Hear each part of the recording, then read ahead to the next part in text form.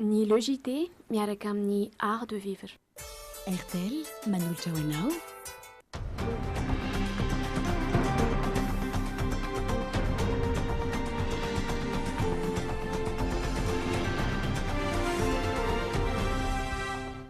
Miarabantsika rehetra mpanaraka ny Dreamine tonga soa atao anatin'ny Le JT amin'izao talata 5 ny volana janoary izao. Maromaro ny vaovao izay hoentina aminao fa anisan'ny vaovao lehibe izay andrasan'ny malagasy rehetra dia ny fanambarana izay ho ataon'ny filohan'ny tetezamita amin'ny valora eo amin'ny televiziona malagasy sy ny radio pirenena. Ho hitantsika mivantana ihany koa izay lahateny izay rehefa tonga ny amin'ny valo. Fa mialohan'izay aloha dia iresaka ireo faits divers isika, iresaka ny vaovao sosialy, iresaka koa ny vaovao politika akoatra izay lahateny izay hoentin'ny faranao soavina.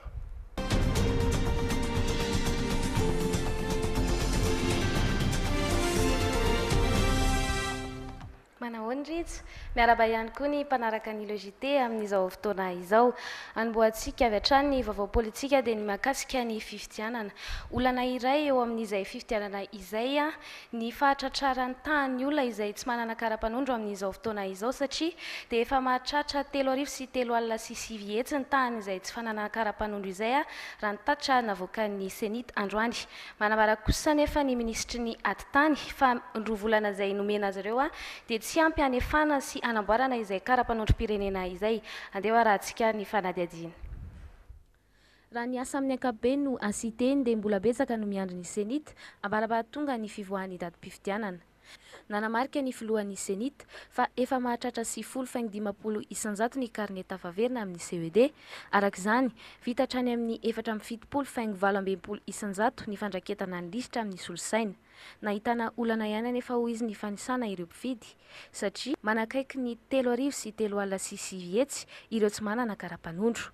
Anjaran'ny ministerany atitany tokoa no mikirakira izany ary nolazain'ny filohan'ny Senita moa fa efa nanome vola ny ministerany atitany ny ministerany vola sy ny teti-bola ho fanamboarana ny kara-panondro ho an'izay tsy manana. Nanamarika kosa ny ministerany atitany tetsy andaniny fa tsy ampy kirakirana ny fanamboarana ny kara-panondro ny feptaona 2 volana nomena azy. Ny vola raha teo ihany koa mbola tsy ampy anatanterahana izany raha nambarany ihany. Ny problème dia zao androany tsy 15 androany misasaka ny volana janvier. Tadio tsara fa ny arretage définitif ny liste électorale dia 15 avril. Ny fifidianana 8 mai. Atao voir ny calcul. Atao ny calcul fa raha boriborina zany 2 volana fotsiny. 2 volana fotsiny ny azoan'ny ministère de l'intérieur miaraka amin'ny district sy ny maire sy ny délégué rehetrarehetra 2 volana fotsiny hanomezana kara-panondro olona ray tapitrisana. Azo reo nyetrehitra mijanjara any amin'ny commune amin'ny ndezaka rehetrarehetra ananany. Ka izay tsy hitaretana miepaka ary ataonay fanamby io défi hoe ataonay izay havitanay fanomezana kara-panondro andreo olona 1 million tsy manana kara-panondro reo. Kanefa eto dia mialatsiny mialoha mampitandrina mialoha fa raha kosa hoe tsy vita ao anatin'ny 2 volana na tsy ampy io vola io moa dia tsy ho ampy raha teo hoe fa hoe tsy ho vita ao anatin'ny 2 volana le zavatra dia tsy avy aty tsy fanilika ndraikitra fa raha mahita nitafika andrefatanana le izy fa raha nomena tamin'ny fotoana nitakina azy nanomboka tamin'ny volana jona tamin'ny taona lasa volana mai tamin'ny taona lasa ny vola no izy ny kara-panondro tsy nipetraka zao problème zao. Izany mbola olana amin'ny fanomanana ny fifidianana. Mbola manentana ny tsirairay avy anefa ny Senita mba andeha hanantona ny fokontany tsirairay raha toa ka tsy voasoratra ao anaty listim-pifidianana ny anaran'ny olom-pirenena ary anamarina ny fisoratana anarana efa vitan'ireo mpanisa mpifidy. Izany mahakasika niny ambara hatrany moa ho antsika rehetra izay mpanaraka ny Dreamine fa amin'ny valora dia hoarahantsika ihany koa ny lahateny izay ho ataon'ny filohan'ny tetezamita mahakasika izay indrindra ny sondagentsika ny amin'ny androany ny hoe raha ny eritreritretinao fa holazainy ny filoha Andry Rajoelina amin'ny valora dia ny filatsahany ve sa tsy filatsahany sa zavatra hafa mihitsy. Afaka mifidy ianao toreo olona izay efa nifidy 2 minitra mialohany izao le JT zao ao amin'ny facebook.com/juminmada ary dia ho taterina amintsika tsikelikely ety ihany ny valiny izay nomenareo sy ireo atao hoe commentaire izay no filazazy ao amin'ny Facebook izay ho ataonareo makasika an'io fanontaniana io mbola makasika izay senita izay ihany koa no vaovao manaraka fara eny Rija ahazo fiofanana sy fifampizarana traikefa avy amin'ny senita ny OEF sy ny COI mandritry ny efatrandro ireo mpanao gazety sady toniny ny fanoratana nananarao laza moa ny filohan'ny senita Ramatoa Atala Beatrice nandritra izany fa hodinina manomboka androany tolakandro ao anatin'ny fivoriana faharoa miaraka amin'ny mpiara-mombonantoka amin'ny fifitianana ny resaka famatsimbola. Azo lazaina ho ny zotra sy nandeha ara-dalàna ny asan'ny senita noho ny famatsimbola avy amin'ny fanampiana iraisam-pirenena hoy ny filohan'ny senita Ramatoa Atala Beatrice ary notsipiny manokana ihany koa fa ny fanjakana no tena nanampetsaka tamin'izany. Nanomboka androany tolakandro ny fivoriana faharoa ny komity mpanomana ny fifitianana na ny comité de pilotage miaraka amin'ny mpamatsy vola raha ny voalazany ihany. Ny manodidina ny famatsimbola rehetra arak'izany no hodininao. Ilay vola tamin'ny 2012 fatatsika zany hoe ny Union européenne nanome an'le 2 millions d'euros 1,400,000 euros zany tafiditra au basket fond fa ny 600,000 moa fatatsika fa nomena ny société civile rehefa manomboka anomboka ny miasa zany société civile ato ato. Ny 1,100,000 eo de dollars ny avy amin'ny norvégienne 215,000 dollars eo ny avy amin'ny zareo Suisse reny zany no efa niditra tamin'ny mpitapim-bola atsika tamin'ny 2012 ny 2013 zany no dinina androany tolakandro fa ny fantatra enay aty amin'ny senita fotsiny zany ny comité FED tany à Bruxelles dia efa nandany les 15 millions d'euros dia izay zany no efa ndiniana androany hoe iza miditra iza ndray zany zay ao anatin'le activité ny fitondram-panjakana malagasy moa dia efa fatatsika efa enontsika rehetra tao amin'ny loi de finance fa misy lay 60 milliards d'ariary zany ho an'ny fitondram-panjakana malagasy. Ny maraina kosa dia nisokatra tamin'ny fomba ofisialy araka ny dingana ataon'ny firenena mikambana amin'ny alalan'ny COI sy ny OIF ho amin'ny fanatanterahana ny fifitianana ny fanofanana ny mpanao gazety sy toniny fanoratana karakarain'ny senita miaraka amin'ireo firenena mikambana ireo manerana ny nosy. Atrikasa ho fanentanana sy fanofanana mpanao gazety ao anatin'ny fanomanana fifitianana no tanjona mba tsy ataon'ny mpanao politika fitaovana mampita hevitra sy mpanao fampelezan-kevitra fa mba ho mpampahalala vaovao ifarana ny 24 ny volana janoary ity ny fiofanana. Mbola hijanona eo amin'izay lafiny politika izay hatrany isika manilika ny nini hatrany kosa ny antoko politika Lesasy sy manisy olana eo amin'ny fodin'Andriamatoa Ravalomanana marika kosa izy ireo ho an'ny antoko vitantsika io kosa dia manamafy fa tokony tsy andray anjara amin'ny fifitianana izay tompona andraikitry ny krizy fa tokony ho ampiarina ho amin'izy ireo ny lalàna velona eto amin'ny firenena. Tsy manaiky ary tsy anaiky hatramin'ny farany ny fanaovana nini izay manilika ny filohan'ny tetezamita sy ny filoha teo aloha tsy latsaka hofidiana ny antoko politika Lesasy. Manohana ny filatsahan'ny filohan'ny tetezamita izy ireo raha nambarany ary tsy misakana ny fodinin'ny filoha teo aloha ihany koa. Saingy tokony ametraka fepetra amin'ny SADC mialoha ny odineto kosa hoy izy Andriamatoa Ravalomanana sao sanatria misy ny korontana ka izy no tompona andraikitra amin'izany. Nambaran'ny filohan'ny vitantsika io Andriamatoa Patrick Raharmanana fa tsy misy vahaolana fa tsy ny fifitianana eto ka aminy dia tsy tokony hemitra io datin'ny 9 Mei io izay anaovana ny fifitianana ary efa tokony filoha vaovao no hitondra eto amin'ny 7 Mei. Ho azy kosa dia tsy tokony andray anjara amin'ny fifitianana izay tompona andraikitra tamin'ny krizy na koa afaka miditra mora foana eto fa tokony ho ampiarina amin'ny lalàna malagasy ka izay manana raharaham-pitsarana rehetra dia tokony ho tsaraina. Tsy mitombina ihany koa izy ny filazana fa 2 volana mialoha ny fifitianana dia tokony ametra-pialana raha hilatsaka hovidiana. Ny lalam-panorenana hoy hatrany izy dia milaza fa raha vao vidim-bahoaka vao ampiarina izay lalàna izay. No mariny fa ho an'ny filohan'ny tetezamita dia tsy novidiana amitany 5 taona izy ka tsy tokony ho takiana amin'ny fametra-pialana 2 volana mialoha ary amin'ny mahatetezamita azy dia ny fanomanana ny fifitianana no asany. Vaovao manaraka kosa sady makasika ny sosialy ihany nefa koa makasika ny politika sy ava olana kosa ny ampahany isanjato amin'ny fampisondrotana ny karama izay nampanantenaina ary tsy norarahina ny mary karama sy ny fampitoviana ary ny fanamafisana izay karama izay hoy ny F3M. Mitaky fampitoviana ny karaman'izy ireo araka izany amin'ireo mpiasa-panjakana rehetra raha sanatria tsy voavaly izany dia isy ny hetsika izay ho ataon'izy ireo. mitsipaka ny fampiakarana ny isanjaton'ny karaman'izy ireo ny fiarah-mientan'ny mpiasa-panjakana na ny F3M. Tsy eken'izy ireo ny folo isanjato izay natokany filohan'ny tetezamita hodin'ny gouvernemanta nandritra ny kabariteny avloa. Tokony ho ampitoviana ny karaman'ny mpiasa-panjakana rehetra raha ny hevitra izy ireo. Izy ny taratasy alefan'izy ireo any amin'ny primatura raha mpitso toy ny efa nataony tamin'ny praiminisitra rehetra teo aloha tato anatin'ny tetezamita anamariana izany. Tsy hijanona treo izany fa manome 27 ora ny fitondrana mihitsy ny F3M mikasika ny mari-karaman'izy ireo izay tokony ampitoviana io. Raha tapitra kosa ny 27 ora ka tsisy ny vahaolana omen'ny fitondram-panjakana dia mandrahona ny anao désobéissance ary ampikaso ny raharaha-panjakana rehetra na ny machine administrative izy ireo avy eo. Mety hiafara amin'ny fitokonana fahobe izany raha nambaran'izy ireo ihany. Tsy hatreo amin'ny fitondrana ihany na ny gouvernemanta ihany anefa no isarian'izy ireo ity raharaha ity fa milaza ny iona amin'ny sadaiky araka izay aingan'izy ireo hitanisany olana sosialy mianjady aminy noho karama tsy mitovy io. Efa somary ny notsidiany faranosoavana ihany ny vaovao sosialy izay ny mahakasika ny mpiasa-panjakana, ny vaovao avy any Ankatso kosa sy ny resaka fahasalamana no entiny rindra tahiry amintsika.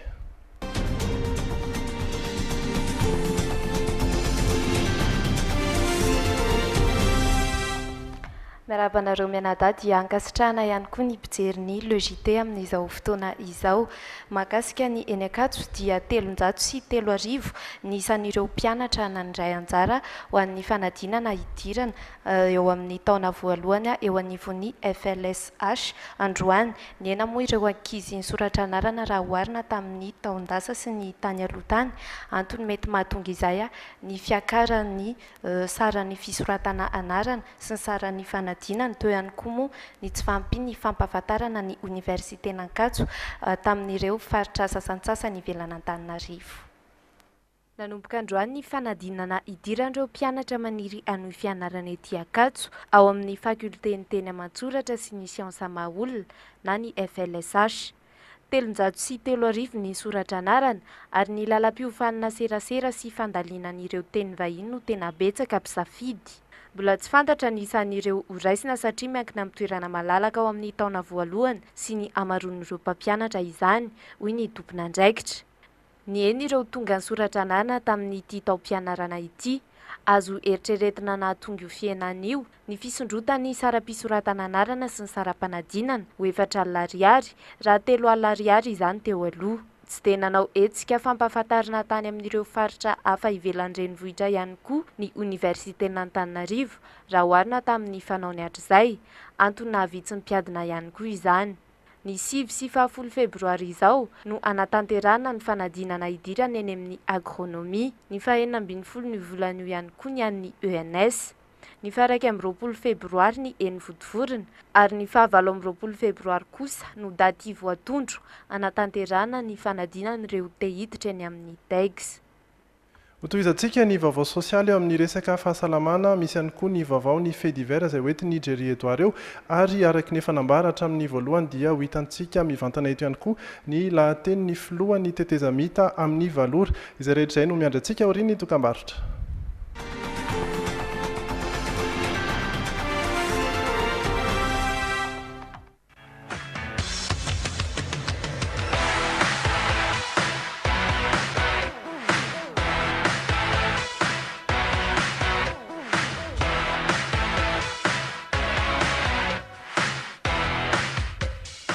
Du 15 novembre au 15 janvier 2013, jouez avec RTL. Plus de 100 millions d'ariars à gagner, dont une voiture. Des gagnants dans toutes les régions. Pour participer, tapez étoile 141 dièse. RTL, le choix gagnant. Ce mois-ci, gagnez une voiture et des scooters avec RTL Monnaie. À chaque utilisation, augmentez vos chances de gagner. RTL. La galerie qui vous fait voyager dans le monde de luxe avec des produits de qualité sur les décorations intérieures, lampadaires, montres et voyager partout dans le monde entier avec leurs tapis. Tout avec un design de haut de gamme et original. Un nouveau showroom vous attend au premier étage. Art de vivre, route d'Adjunja Kadbaouk, téléphone 22 276 91 032 05 008 70.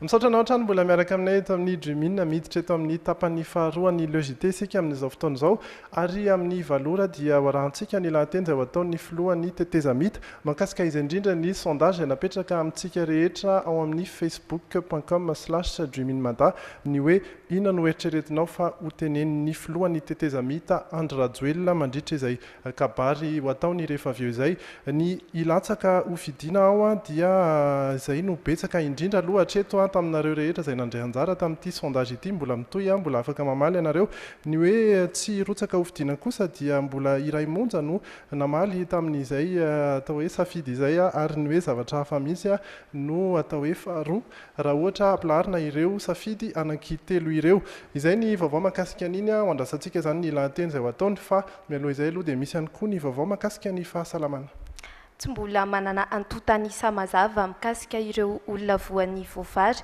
na ny cysticercose ny sampana miandraikitra izany eo anivon'ny ministeran'ny fahasalamana fa kosa hitan'izy ireo tamin'ny alalan'ny fitiliana maimaim-poana izay natao tamin'ny taona 2020 sy 2020 teo fa saika 50 isanjaton'ireo olona tonga nanao izany no voan'ny voavary.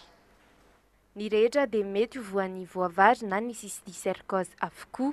Mbola tsy nisy ny antotany samazava amin'ny olona tratran'ity aretin'ity anefa amin'izao fa ny fitiliana maimaim-poana natao tamin'ny taondasa no nahafahana laza fa saika ny antsasa-manilan'ireo tonga nanao fizahana no voan'ny voavary. Diso ny filazana fa ny frezy na salady ihany no mitarika ny voavary. Ny fahalotona rehetra avy amin'ny tanana sy sakafo ihany koa no tena mitondra ny kankana fototra ity aretina ity. Ny cysticercose dia tafiditra ao anatin'ilay karazana aretina antsoina hoe aretina azo avy amin'ny tanana maloto na maladie de Mansell. Ny tena fisorohanan'izy io zany dia ny fitandrovana indrindra ny fahadiovana. 720 tamin'ireo nanao fizahana tamin'ny taondasa no fantatra vavoan'ny voavary. Nomena fanafody maimaim-poana izy ireo nandritra ny 520 andro. Tsy voatery ho sitrana avy hatrany tamin'izany anefa ireo marary. Ny fahafantarana fa sitrana tamin'io aretina cysticercose io le olona dia ny fanaovana fitiliana ao anatin'ny rahan'le olona. Rehefa tiliana izy io ka negatifa amin'izay fotoana izay ampy zany le fitsaboana 520 andro natao taminy. Mila miverina aty amin'ny toeram-pitsaboana zany izy ireo atao fitiliana ho jerena hoe sitrana soamantsara ve izy ireo sa mbola mitondra n'ilay kankana cysticercose. Mbola 70 tamin'ireo nahazo fitsaboana maimaim-poana no efa niverina nanao fizahana indray. Manao antsoava amin'ireo ambiny arak'izany ny EUSSPA. Horaisin'izy ireo an-tanana indray ireo mbola tsy sitrana tamin'ireo 320 sy 300 raha sanatria ka mbola mila fitsaboana. Ny faraka amby-roapolo ka hatramin'ny 15 janoary izao ny fotoana ahafahan'ireo nanao fitiliana manantona indray ny Institut d'hygiène eo Analakely. Fa iray amin'ireo aretina pazon'ny malagasy ihany koa ny tazomoka izay mitana ny lohalarana mihitsy aza eo amin'ny fahafatesan'ireo zaza latsaky ny 5 taona noho izany dia mitohy hatrany ny ady amin'izay tazomoka izay amin'ny endriny samihafa iray amin'ireny ny fiarovana amin'ny alalan'ny fizarana ny lay misy odimoka. Lay misy odimoka misa enety sy telo tapitrisa no zaraina ho amponina misa 7 tapitrisa tao anatin'ny distrika misy araiky amin'ny 30 tany amin'ny faritra Atsinanana, Atsimatsinanana, Vatovavy Fitovinany, Analanjorofo, Sava sy ireo distrika ny Tolaniaro sy Betroka ary Amboasary Atsimo. Nanomboka ny 19 novambra lasa teo ny andiany voalohany tamin'ny fizarana io fitaovana fiarovana amin'ny moka io ary ny 17 desambra kosa ny andiany faharoa. Ny tarina ho an'mponina rehetra ity fizarana lay misy odimoka ity raha ho an'ireny bevoka sy ny zaza latsaky ny 5 taona ihany zany teo aloha. Proof izao fa azo tsaboana ary indrindra azo soroina ny aretin'ny tazomoka. Ny fizarana lay moa zany natao ho an'ny olona rehetra ao anatin'ny fianakaviana. Ny andrasana amin'ny olona zany dia fampiasana lay misy odimoka maharitra izay nizaraina isan'alina zany hoe le fianakaviana rehetra dia tokony atory ao anatin'ny lay misy odimoka isan'alina. Dia raha sendra ao aoriana ka misy ny atao hoe fahasiban'ny lay dia tokony ho zairina ny lay ary ny fampiasana ny lay zany dia tokony hanaraka ny fepetra izay nampianarina an'ireo olona ireo izay natoro ny olona tsirairay ao anatin'ireo toerana nizarana n'ilay misy odimoka. Mazava ho azy fa ministeran'ny fahasalamam-bahoaka no tompon'antoka amin'ity hetsika fizarana lay misy odimoka ity izay tohanan'ny mpiara-mombon'antoka maro samihafa. itoy amin'ity taon'ity zany ka distrika hafa misy 12 no anoizana ny hetsika.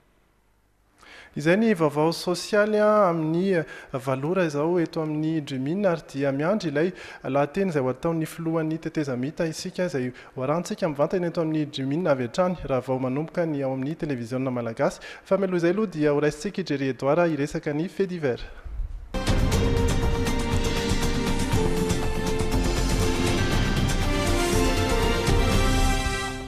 Miaraba ary mankasitraka anao izay manaraka ny logité amin'ity takariva ity.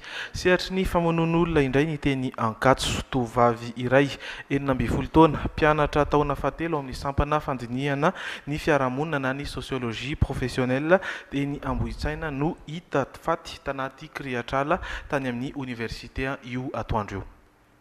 Aina ny sin'ny fanolanana talohan'ny namonona ny Michou, tovavy iray 12 taona, mpianatra taona fahatelo amin'ny sociologie eny Ankatso, nitanjaka ny ilany ambaniny ary nahitana diana mangana ihany koa ny faritry ny tendany izay nampitombona ny herisetra niatra taminy. Nampandre ny tompona andraikitry ny fandriampahalemana eny anivon'ny université avy hatrany reo izay nahita ilay razana. Fatina zazavavy nitanjaka ary somary efa simba no hitanay zany efa manomboka simba hitangoronan'ny lalimanga zany izy. Manarak'izay rehefa nahita an'io zany zay dia nampilaza ny polisy ny 2e arrondissement sy nampilaza ny any amin'ny tompona andraikitra rehetrarehetra any ambony any. Efa hatramin'ny zoma teo andro izay nanaovan'ny fanadinana teny Ankatso no tsy hitantsony Michou, nanaitra ny fianakaviany tsy fodiny alina zavatra izay tsy fanaony. Nandeha nitady azy eraky ny hôpitaly sy ny bureau police izy ireo.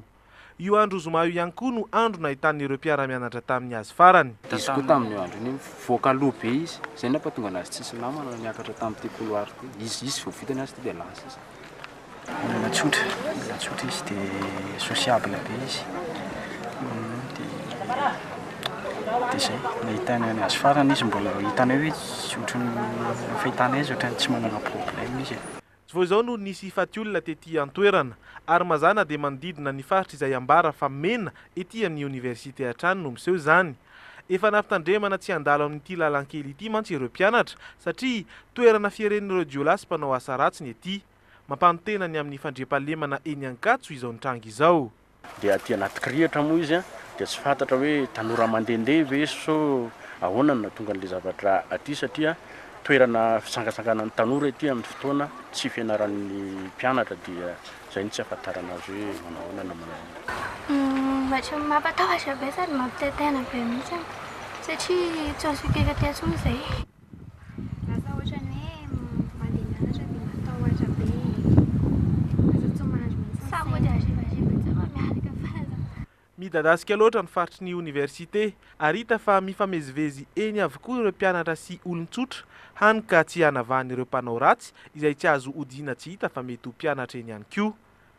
Azo antenaina ve fa andraisana fepetra entitra momba ny fandriampahalemana ny rivo-baovao entin'ny filoha izay lany vao aingana teo. Izay ny mahakasika an'iny vaovao fait divers iny efa fantatra ihany koa fa afaka segondra vitsy dia efa nomboka ny lahatenin'ny filohan'ny tetezamita Andry Nirina Rajoelina anisan'ny fantaniana izay napetraka tamintsika rehetra mpanaraka ny logité ihany koa ny hoe inona no eritreretinao fa olazainy mandritra io lahateny io ny filatsahany ve sa ny tsy filatsahany sa resaka zavatra hafa mihitsy. Ianareo dia tena maro be tokoa no mandray anjara amin'izay sondage izay anisan'ny atao hoe voalohany aloha ny atreto no andrasanareo izay mijery ny Drimina dia ny hoe filatsahany izay no eritreretinareo fa ho teneniny. Misy ohatra zao ny sasatsasany amin'ireto manao afatra ireto dia Antsara Marsan zao ohatra dia miteny fa ireo izay mpomba azy dia mieritreritra avokoa fa tsy latsaka izy hoenontsika avy hatrany ny lahatenin'ny filohampirenena.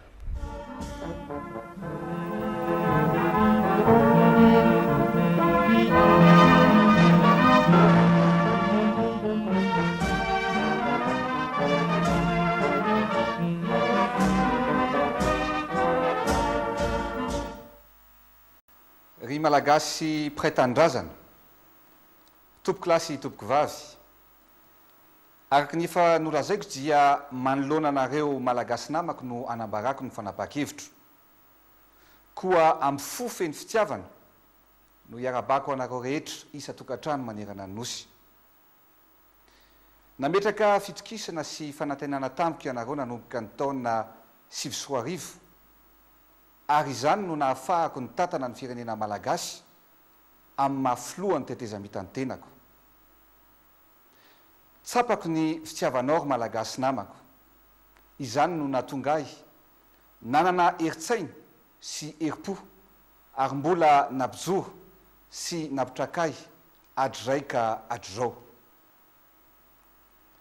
nanampiata amin'ny fomba rehetra ianareo nanoanay ankitsim-po ary sarobidy amiko loatra izany fanoananao zany izany indrindra ary malagasy namako no ankasitrahako anao manokana androany ary tiako ihany koa zaraina aminao fa tsy nikely soroka ny tenako niasa andro amanalina nanao ny ezaka rehetrarehetra ampandrosoana ny firenena ary voaporofo fa afaka ataontsika tsara ny manangana ny manorina ary ny manatanteraka ireo fanamby lehibe rehetra napetraka na dia atao anatin'ny fotoana ny tetezamita azy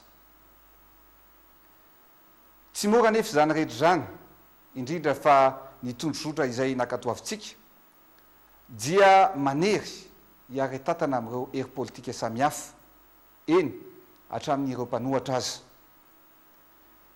izay nanasarotra ny fitantanana ny asa mandraraha sy ny fitondrana ny firenena kanefa lalana tsy maintsy nizorana izany mba nahafahantsika ny roso ary miroso makany amin'ny fikarakarana ny fividianana ekeniny rehetra nisedra olana maro isika fa na dia izany azy dia nanamafy ny fahavononako irosatrany izany zavatra rehetrarehetra zany tompoko lahy sy tompoko vavy ny toetsaina no tokony ovaina satria izany mantsy no fototra iorena ny fampandrosoana ny tsy fahadiova-po ny tsy fahadiova-tsaina no tena mampikatso atsika satria ny fialonana no miteraka fiantsaram-belatsia ny fiantsaram-belatsia no mitarika fankalana ary ny fankalana no mitondra any amin'ny famadihana mihitsy azy nandritra izay efa taona latsaka izay tokoa no nafahako nandinika ny toetsaina ary ny fihetsiky ny mpanao politika tsirairay sy sasatsasany misy ireo faly mitsikera fotsiny ninino natao nefa dia tsy manana na manolotra vaolana mahomby izy ireo tao ireo nieritreritra afa-tsy ny anankirotana ny firenena ny ampisarabazana eny ny ifandonany samy malagasy mihitsy azy izany tetika ratsy rehetra izany dia tsy nisy tanteraka avokoa ary isoratsika Andriamanitra fa tsy tafiditra tao anatin'ny velam-pandrika izany isika ry malagasy namako voasakatsika ny ady atrano ary tandrovantsika atrano ny tsisin'izany eto Madagasikara tompoko lahy sy tompoko vavy te hifampizara aminao androany fa miaro ary miaro atrano ny fiandrianam-pirenena sy ny fahafahana izay tena mahasaro-piaro atsika dia ny fahafahana mandray fanapahan-kevitra ny fahafahana misafidy ary ny fahafahana mandidy sy manapaka ny hoaviny ity firenentsika ity ry malagasy namako manerana ny nosy mila olona tena manana fitiavan-tanindrazana ny firenena olona manam-panahy hitoerany fahendreny ary indrindra matahotra an'Andriamanitra olona vonona amin'ny zava-drehetra ho fampandrosoana nyity Madagasikara malalatsika ity ny hatsaran'ny zavatra ataony tsy vitany tokoa mantsy no hitsaran'ny vahoaka ny filoham-pirenena iray ny fitiavan-tanindrazana no tokony hibaiko ary tokony hitoetra mihoatra ny zavatra rehetra. Ny tenako dia mipetraka ho vahaolana ho an'ny firenena fa tsy olana velively. Izany indrindra no anambarako ho retany ho rendanitra ary eo anatrehan'ny firenena iray manontolo no anamafisako ny fanambarana izay efa nolazaiko tamin'ny 12 Mey 2010 fa tsy latsaka ho vidiny ho filoham-pirenena amin'ny fifidianana ho avy zao ny tenako. Aleo izaho no atao sorona toy izay ny firenena iray manontolo. Aleo izaho no atao sorona toy izay ny vahoaka malagasy 20 tapitrisa. Izany fanapa-kevitra izany dia sosikevitra efa narosoko amahana ny olana teto amin'ny firenena efa taona lasa zay, nanomboka tamin'ny taona 2010 tany Maputo ka hatrany Seychelles. Tsy nivadika tamin'ny teny nomeko aho ary mijoro amin'ny hevitra hatrany amin'ny famahana ny olana sy ny fitiavan-tanindrazana. Madagasikara no jerentsika, ny mahasoa ny vahoaka malagasy no bajinitsika. Mipetraka ho vahaolana ho an'ny firenena ny tenako androany ary vahaolana ho an'ny firenena rapitso. Izany no anehoako ny fitiavan-tanindrazana ho anao ry malagasy namako, ry mpiray-tanindrazana tiako. Tsapako anefa fa maro aminareo no nametraka fanantenana sy fitokisana amiko ary tsarovy fa tsy amelanareo irery aho. Aza malahelo ianareo fa mijereva lavitra ary ny ho avy no ombajininy. Tompoky lahy sy tompoky vavy, fandaminana no ilaitsika ary filaminana no katsahantsika. Koa ny fanatotosana ny fividianana solombavam-bahoaka melohan'ny fividianana filoham-pirenena no everiko fa andami-javatra sy hitondra filaminana. Fa ny fanaovana fividianana mitambatra dia hiteraka olana hafa indray eto amin'ny firenena araky ny efa nambarako ombienimbeny.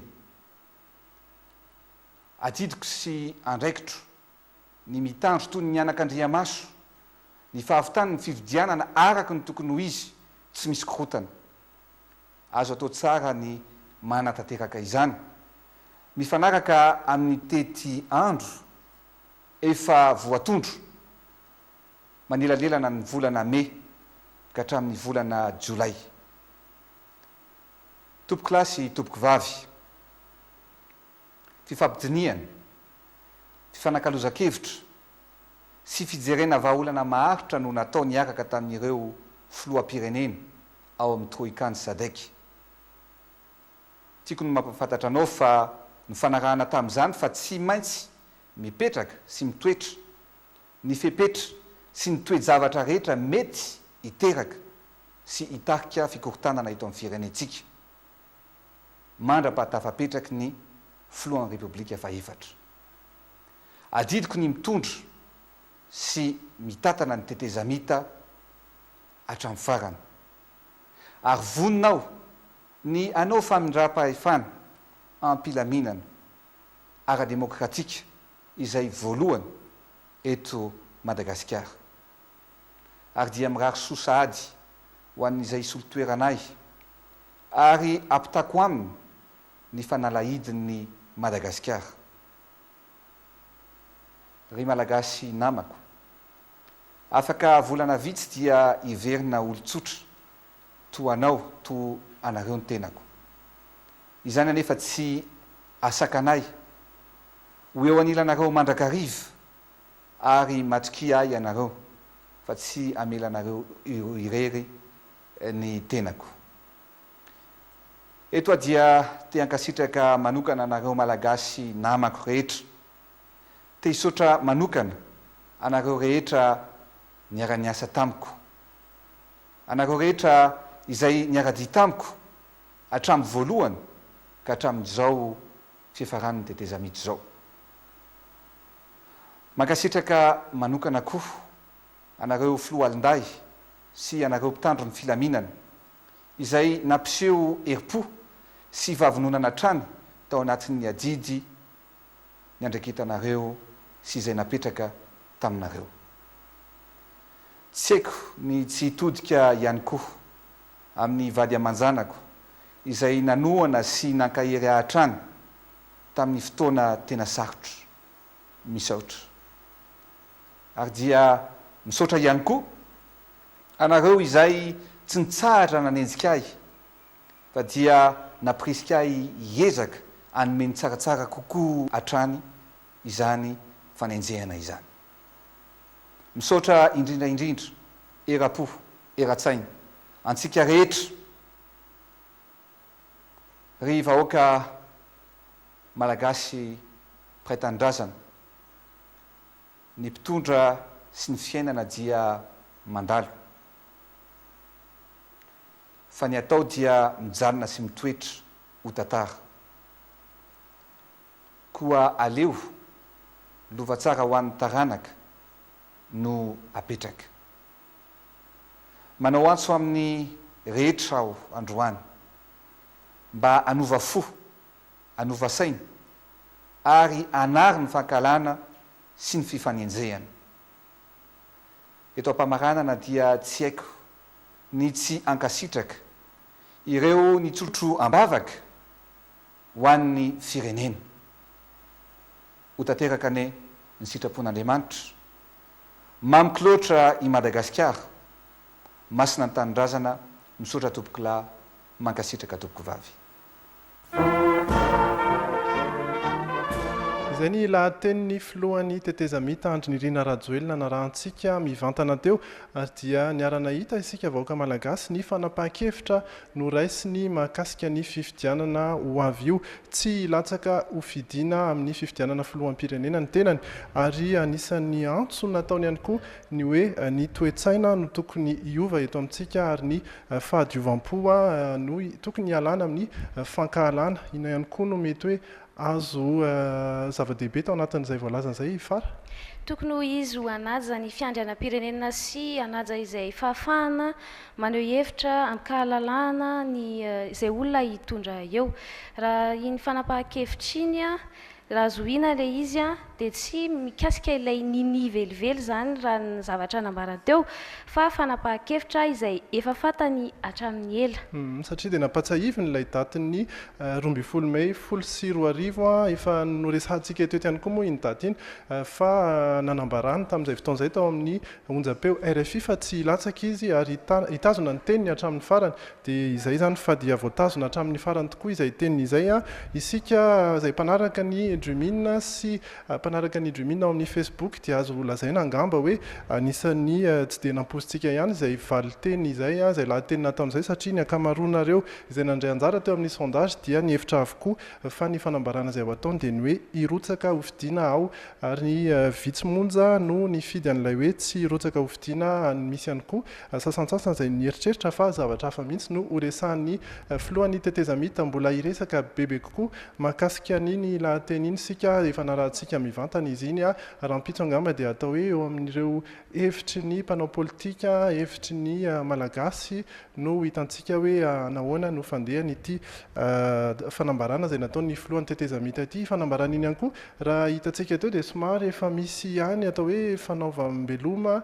fisaorana ireo izay mpiara-miasa taminy izay no namarana n'ilay lahateny teo ny fisaorana ary ny atao hoe fanaovana tsodrano ho an'izay andimby azy sahady mbola amin'ny valomeny fifidianana mbola izy aloha zany no filohan'ny tetezamita ho hitantsika eo ny toy an'izay ny amin'ny rampitso fa ho toizantsika ny logité ny janonantsika teo ijery dia teo amin'ny fait divers mbola misy ny vaovao fait divers mbola misy ny vaovao momba ny fandriam-pahalemana izay efa natsidikitsika tany amin'ny fiandohany ity zanam-pandaharana ity teny amin'ny faritra antomadinika tany avo iny no nitrangana izany satria dia olona roa samihafa izay voaroiroy tamin'ny resaka fanendahina sy vakitrano no voatazon'ny polisy avy ao amin'ny PPA 4 antany avo ka natolotra ny fampanoavana omaly Potialina teo teny Anton Madinika amin'iny mbola be mpandalo be iny dia nisy nampandray ny polisy avy ao amin'ny PPA 4 Antaniavo fa misy olona sady mamorongono no sady manendaka manodidina ny areany mahitsy. Rehefa tonga teny ny mpitandro filaminana nanao fisafona dia indro tokoa lehilahy iray 5 taona izay tena mahery fihetsika no sady mbola avava tamin'ireo polisy. Notazomina avy hatrany le io ka nahitana antsy iray izay efa niosondra teny aminy. Rehefa nitazomina natao andro maso ilay tovolahy dia nalefa tany amin'ny fitsarana ka nahazo fahafahana vonjy maika. I Gona ihany koa dia nosamborina tamin'ny sabotsy teo, efa malaza amin'ny famakian-trano eny atao madinikeny ilay lehilahy 30 taona ary amidiny eny amin'ny Vorodamba eny Ampefilo izany avy eo. Marina fa efa nigadra teny an-tanimora ity lehilahy ity ka izao naverina tany izao indray tamin'ny alalan'ny fitazomana vonjy maika azy. Lehilahy iray kosa no nametraka fitoriana teny amin'ny fitsarana taorian'ny vono sy daroka nataony nampitandro filaminana azy tamin'ny faran'ny herinandro teo. Hatrany ivelany izany hoe tany amin'ny toerana fisotroana ka hatrany amin'ny komisaria foibe izay nitondrana ilay lehilahy dia ny sesy sy ny fikasihan-tanana. Naratra mahavokatr'izay hihaja ka izao nametraka fitoriana izao. Arahantsika ny resaka ny fanaovana taminy. Anaty satria hitsaka le vama zany ohatra manao toroisika ao anaty ao nifiko mbola tapo tsy fanomezako azy ny ataony naminony any dia tonga tao amboro zany mbola zany nozonono zany dia tonga tao dia le polisy mamy be avy ety namono anahy nandray masinina dia mitape masinina eo izy nefa tsy zavatra nytaniny anahy fa vovonony ataony lera izy dia ry mitapitapo masinina fotsiny. Vaovao sosialy izay tanterina aminao avy any Brickaville any kosa dia tany mirefy 30 hektara indray no tsy mampifanaraka ny andaniny roa any amin'iny toeran'iny. Manambara fa efa nanajary ny tany nandritra ny 70 taona ny andaniny iray izany hoe ny fianakaviana ary midongo manana taratasy kosa izay ara-dalàna ny andaniny iray izay mitady ibodo ny toerana fotsiny. Manahy ny isian'ny fipoahana ara-sosialy ihany koa ny fikambanana Afary Malagasy ho arahantsika izay resaka izay. Dia mampalena anatin'ilay zany hoe fa maninona zany zare no namboly tamin'ilay toerana mampiritaona ny maro dia ny hafa no mitokatra fotsiny tsotra zao aty afara. Fa dia marina eo aza ilay ara-dalàna fa tokony jerevana zay hoe ara-drarin'izay zany. Manoloana ny toe-javatra mitranga kosa dia manay ny fipoahana ara-sosialy ny fikambanana Afary Malagasy ka miantso ny tompona andraikitra rehetra hanohy ny fikarombaolana amin'izao krizy lava izao. Izay ho tenenina hoe tokony isy aloha fifampiresahana satria raha malala ny krizy ara-sosialy misy eto Madagasikara. Manarak'izay eo ihany koa ny olana goavana mitraika amin'ny sambatan'olona. Ny zavatra tena olana izay antsonay andikana satria manana pahalalàna ny ao amin'ny commune urbaine d'Antananarivo dia rehetan'olona tokony isy contravention mazava amin'ny alalan'ny fakana ny entana fa tsy hoe alaina fotsiny le etan'olona dia afangaro ao paiso sy ny sisa pitsita eo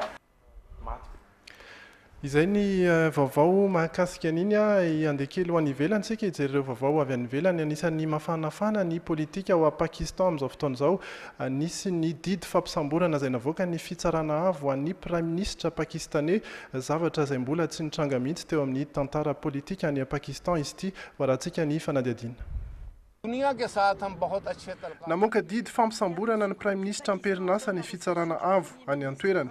Voalohany teo amin'ny tantara zany ny ampanganana Andriamatoa Raja Pervez Ashraf dia resaka kolikoly teo amin'ny narara fanomezana herinaratra tamin'izy mbola ministra ny angovo. Anilan'izay ary tsy fantatra na mifandray amin'izay na tsy misy ny hetsika an-dalambe ataon'ny mpanohatra ary nahavory olona 504 alina tao Islamabad. Ireto vahoaka ireto tarihan'Andriamatoa Tahir ul Kadri dia manamafy fa simba ny kolikoly ny fitondrana ankehitriny. Nangatahan'izy ireo manokana tamin'izany ny fandravana ny parlemanta ka hidirana amin'ny fifidianana vaovao. Ny mahagaga ny mpanara-baovao ety ivelany nefa dia ny volana marsa izao no tokony ho atao ny fifidianana solombavam-bahoaka. Ny mpanaratsy ity mpanohitra ity dia milaza fa nitafika no ambadiky Tahir ul Kadri ary ny tanjon'izy ireo dia ny tsy ahatateraka io fifidianana ho avy io. Vaovao tsara kosa no an'ireo mponina ao Cuba nanomboka omaly izy ireo dia afaka nivezivezy indrindra fa afaka nivoaka ny faritry Cuba tsy mila intsony ilay antsoina hoe karatra fotsy. Passport koa amin'izao fotoana dia ampy afaka hivoahana ny ranomasin'i Cuba. Izao fafana vaovao zao dia fampiarana ny fanitsiana lalàna izay nataon'ny Raúl Castro tamin'ny volana oktobra teo. afaka 12 andro aho mahazo ny passeportko hoy ity vehivavy ity tena ho faly aho fa izaho aloha andeha hividy timbre dia avy eo miandry 12 andro dia manao hoe enganie tany aloha ihany koa dia tsy afaka mivoaka ireo mponina raha tsy mahazo ny karatra fotsy izay no fiantso ilay fahazon-dalana tsy mahazo mihoatra ny 12 volana ihany koa izany fivoahana izany ary raha mihoatra dia alain'ny fanjakana ny fananany rehetra mbola ao Cuba ary ampidirina anatin'ny lisitry ny mpitsomponenana ilay olona tsapa fa tsy nahasakana ny fitsomponenana izay lalàn'izay tany aloha ary dia izao fanitsina zao mamela 420 volana ho an'ireo mponina ary tsy ilaina intsony ilay karatra fotsy tsy mbola ho an'ny rehetra nefa izy ity satria miaro ny fitsoahany fahaizana ao amin'ny Cuba ka mbola misy karazan'olona mila io karatra fotsy io ihany dia ny miaramila, ny enjeniera, ny dokotera sy ny mpanao fanatanjahantena avolenta. Ny mpanao fanatanjahantena avolenta ny Cuba aloha zany dia mbola tsy afaka mivoaka inona kosa ny vaovao ny fanatanjahantena hoentiny Andry Lalaina Andriamasy.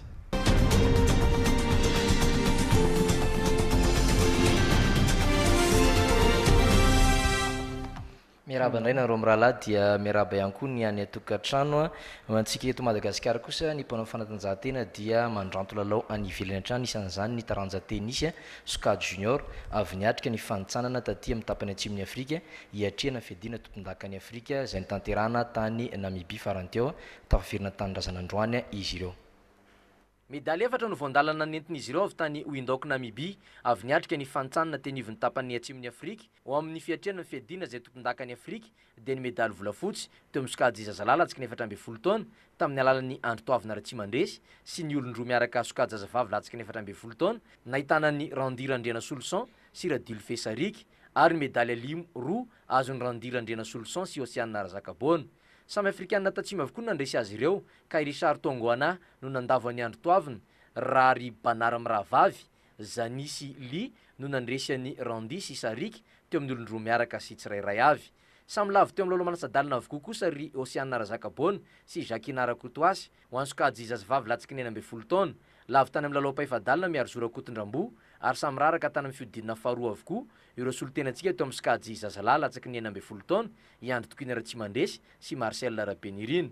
Ankoatreto farany dia samy tafita hiatrika ny fiadiana izay tompon-dakany Afrika Sokady Junior ataon'ny Nairobi Kenya ny 13 ka hatramin'ny 20 martsa ho avy izao Randi, ry Sarik, Osiana ary Jacquina eo amin'ny Sokady Zazavavy sy ry Andro Toavina sy Miarzo eo amin'ny Sokady Zazalahy. Zavatra tena mila oatavenika izy ireo zany dia eo amin'ny resaka mental satria teknika sy ny taktika fa samy manana izy fa le c'est le mental mokondoha entina mihaja fotsiny zany tsy ampy kely. Il va falloir plus améliorer la puissance et par rapport au tennis et techniquement. Et le physique aussi, parce que là-bas, elles sont très grandes, très musclées. Elles font peur quand elles rentrent sur le terrain. Teo moa zany araka ny fantatritsika dia ny ministère no niantoka ary ny faniriana dia mbola hoe ohatran'izay ihany koa amin'ity fandehanana manaraka ity. Mandrapahatonga an'izany dia efa niazo amin'ny frantsa sady Randira Andriana Solson izay hiatrika ny andiany faraiky amin'ny 30 amin'ilay fananana Petit Tasse de Tarbes ny 17 ka hatramin'ny 17 janoary avy izao. Mazava ho azy fa tsisy andro miverina tanindrazana isy ny mpanazatra azy manokana tamin'ity. Fa mitohy hatrany kosa ny fampafantarantsika an'ireo ekipa hiatrika ny kanina 12 izay ho tanterahana atsy Afrika Atsimo hanomboka ny sabotsy ho avy izao. Anio dia ekipa roa indray no atolotra ho anareo. Tsy misy mpilalao toerana mihitsy natson'ilay Belge Paul Pot anatevina na ekipa pireneny Burkina Faso na ny Etalon hiatrika ity kanina andiany fa 7 ity fa saika ampela ravinahitra avokoa. Saika tafiverina ao anatin'ny Etalon ihany koa ireo efa niaro ny voninahitry Burkina Faso tamin'ny Tondas, tany Gabon sy Guinée Équatoriale, afa-tsy ry Soumaïla Belem, Boubacar Zerbo, Abdoul Ouattara ary Salif Dianda izay saika asolo an'ny Alain Sibiri tamin'ny ora farany. Mbola tazanao kosa ry Abdoulaye Soulama mpiandry tsatokazy Asante Kotoko any Ghana sy Germain Sanou mpiandry tsatokazy Saint-Etienne na France miampy ireo vodilarana Mohamed Kofi milalao any Petrojet Egypte, Henri Traoré any Asante Kotoko Ghana, Bakary Koné any Lyon France ary Paul Koulibaly mila ravinahitra any Bucarest sy ireo irakiraka Charles Caboret milalao any amin'ny OM France, Florent Rouamba any amin'ny FC Sheriff Tirsalpolo any Moldavie, Wilfried Sanou any Kyoto Sanga Japon ary Alain Traoré any Lorient France. Tazanao koa ireo lohalarina kalaza izay saika avy any amin'ny Al Daïd Sarja any amin'ny Émirats Arabes Unis, Pierre Koulibaly sy Wilfried Houg ary Aristide Bansé avy any Osbourg Allemagne. Ho an'ny Antilope Noir any Éthiopie kosa dia saika avy any toerana avokoa nantson'ilay Éthiopiana Seonet Bissau afa-tsy mpila ravinahitra telomonja dia ireo lolaharana Saladin Seid lalaoan'ny Egypte sy Fouad Ibrahim any États-Unis ary ilay iraikiraka voany Youssouf Saleh. Na izany aza dia nanambara ny kapiten'ny Antilope Noir ilay lolaharana Adane Girma fa tsy maintsy ho tafita any amin'ny dingana faharoa izy ireo farafaratsiny amin'ity indray mitoraka ity rehefa tsy hita tabilao tao amin'ny fiadiana izay tompon-dakany Afrika tao anatin'ny 30 taona mahery. Izay ny mahakasika ny vaovao ny fanatanjahantena izay ihany koa no mamarana ny logiteny amin'izao arivo izao. Tsy ahivina aminao ny vaovao lehibe ny tamin'ny anio arivo io dia ny lahateny izay natao ny filohan'ny tetezamita Andry Nirina Rajoelina fa tsy latsaka ho fidiana ho filoham-pirenena intsony izy ary dia ity tetezamita ity zany no mahafiloha azy farany. Izay no fanambarana izay nalefany teo ary anisany mampisy resaka dia betsaka eo amin'ny Facebook satria dia napetraka tamintsika mpijery ny Dreamina koa izay fanontaniana izay ary dia voakelikely teo ihany koa no navoaka taminareo izay vaovao izay ary dia efa betsaka dia betsaka tokoa no naneho hevitra mahakasika izay tsy firotsahan'ny filoha izay ohatra no hitako eto anisan'izay atao hoe afatra mety mahafinaritra ihany any Narindra Mandrany teny hoe napetraka ny fanamby tratra ny tanjona fanapahan-kevitra manara-penitra hoy izy. Misy ihany koa maky afatra ray farany angamsika alohan'ny tena ifandaozana dia ny any Aina Lavitrang Ralson zany no tena lehilahy misaina ary manaja ny mahamalagasy hoy teo amin'izay ary izay ho filoha lany eo ka avita ampandroso bebe koa ny Madagasikara. Misy ihany koa moa no mbola mieritreritra ny hoe mety diversion fotsiny ihany zany hoy Arintsoa Ratefy. Ho hitantsika eo daholo ny mahakasika an'izay sy ny hevitrireo mpanao politika ao anatin'ny logité rampitso izay aloha no entintsika mijery ny toetrandro ny amin'ny anio alina sy ny rampitso. Ny anio alina dia 12 ka hatramin'ny 12 degré Celsius ny maripana ary amin'ny 10 ora sy 20 minitra no hiposaka ny masoandro rampitso. Ny rampitso tontolo andro kosa ny 12 janoary dia miakatra kely ny maripana 20 no mangatsika indrindra rampitso maraina ary 20 no mafana indrindra amin'ny 1 ora sy 13 minitra no masoandro no milentika. Tsy misy fiovana zay raha ny oharina ny amin'ny androany dia mirary alina mahafinaritra miaraka amin'ny Dreamina rampitsika miona indray. Veloma daholo. RTL nanotra ho anao teo ny logité miaraka amin'ny art de vivre.